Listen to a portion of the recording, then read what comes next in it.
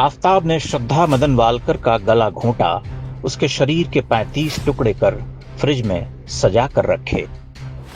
धीरे धीरे उन्हें जंगल में ठिकाने लगाता रहा। आज हाथ के टुकड़े, कल पांव के टुकड़े, परसों गर्दन और शीश। इस तरह से वह अपनी प्रेमिका को बड़े प्यार से, कोमलता के साथ अंतिम यात्रा पर ले जाता रहा। लेकिन क्या हुआ? यह कोई बड़ी बात है? यह तो सहज स्वाभाविक प्रक्रिया है। जैसे हिंदू लड़कियां इन दिनों स्वच्छंदता की नई परिभाषाएं गढ़ रही हैं, जैसे वह किसी दिन भी अपने माँ बाप से कह देती हैं कि आज से मैं बालिग हूं, अपनी देह, आत्मा और चित्त की मालकिन आप हमें न समझाओ, वैसे ही भाईजान भी उनकी देह, आत्मा और चित्त के टुकड़े करने को अधिकृत हैं।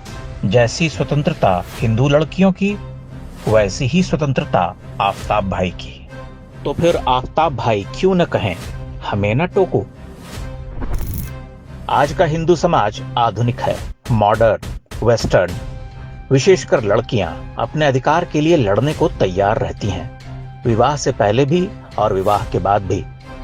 छोटे छोटे स्वार्थ के लिए घर तोड़े जा रहे, विवाह टूट रहे। विवाह का टूटना तो अब बहुत साधारण बात है। लड़कियों के माता पिता भी अपनी परियों के लिए सजग हो उठे हैं। बेटी को ससुराल में कोई कष्ट न हो, किसी की कोई बात सुनना न पड़े, वह अलग रहे। संतानोत्पत्ति उसकी इच्छा से हो, न भी हो तो चलेगा। बच्चे तो बंधन है, कैरियर में बाधा बनते हैं। बूढ़े सास ससुर तो स्वीकार्य ही नहीं है। अपनी इच्छा पूर्ति सर्वोपरि है। उसी इच्छा पूर्ति के लिए बाप से कहा कि मेरे रास्ते से हट जाओ पापा। पापा क्या करते? हट गए। श्रद्धा 3 वर्ष तक आफताब के साथ रही। फिर उसने विवाह के लिए दबाव बनाना शुरू किया। आफताब बुझ गया, अमावस्या छा गई। श्रद्धा का काम तमाम हो गया। आगे की कथा आप जानते ही हैं। ऐसी कितनी ही श्रद्धाओं को चिता भी नहीं मिल सकी। वे नदियों में फेंकी गईं, काट कर जंगलों में डाली गईं, सूटकेस में सड़ाई गईं। उन्हें उनका प्यार मिल गया। आफताब भाई मानवतावादी हैं। सभी आफताब मानवतावादी ही होते हैं।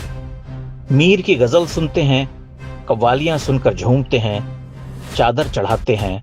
श्रद्धाएं उनके मानवतावाद पर मर मिटती हैं। उनका बचपन, जवानी की देहरी पर पांव रखने तक का जीवन धुल जाता है। माता पिता, भाई बहन की स्मृतियां नष्ट हो जाती हैं। केवल आफताब और अब्दुल रह जाते हैं। कुछ वर्ष के बाद आफताब भाई श्रद्धा को वहीं पहुंचा देते हैं जिसे हम जन्नत कहते हैं। ये जघन्य निर्मम हत्याएं भारतीय समाज में आम हैं। आए दिन ऐसी घटनाएं सुनने पढ़ने को मिलती हैं। थोड़ी हलचल होती है, न्यूज वाले हू हा करते हैं, सोशल मीडिया पर हंगामा बरपता है। धीरे धीरे बाढ़ का पानी उतर जाता है, सड़ांध रह जाती है। लेकिन उसी सड़ांध से नई श्रद्धा प्रकट होती है। कहती है, प्यार बांटते चलो, प्यार बांटते चलो, न हिंदू न मुसलमान, हम सब हैं भाई भाई। इसी तरह प्यार बंटता रहता है। गंगा जमनी तहजीब के दुश्मन परास्त होते रहते हैं। एक नई श्रद्धा नए आफताब के साथ भाग खड़ी होती है। मानव सभ्यता के इतिहास में ऐसी बर्बरता मध्यकालीन समय में होती थी, पर आफताब भाई उसी मध्यकाल के बाशिंदे हैं। उनके आदर्श गजनी, तुगलक, खिलजी, तैमूर, बाबर और औरंगजेब हैं। आफताब भाई के लिए श्रद्धाओं की नृशंस हत्या कोई बुरी बात तो नहीं। वैसे भी काफिरों को तो एक दिन मरना ही होता है। सब तख्त गिराए जाते हैं, सब बुत उठवाए जाते हैं, बस नाम उनका रह जाता है। आफताब भाई रत्ती भर नहीं पसीजते। हिंदू मानते हैं कि अरे एक आफताब ऐसा निकला, सभी ऐसे नहीं होते। सिलसिला चलता रहता है।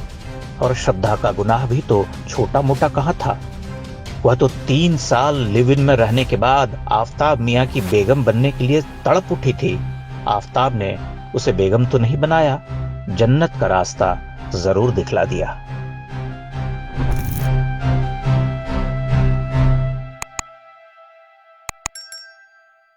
इंडेक्स ऑनलाइन के वीडियो समाज को समर्पित हैं। आप इनको डाउनलोड करके जैसे चाहे वैसे प्रयोग कर सकते हैं। चाहे तो आप हमारे टेलीग्राम चैनल से जुड़ सकते हैं। वहां सारे नए पुराने वीडियो आपको मिल जाएंगे। हमारे सोशल मीडिया लिंक हर वीडियो के डिस्क्रिप्शन में होते हैं। हमारा एकमात्र उद्देश्य हिंदू समाज को जागृत और एकजुट करना है। इसमें सहभागी बने। धन्यवाद।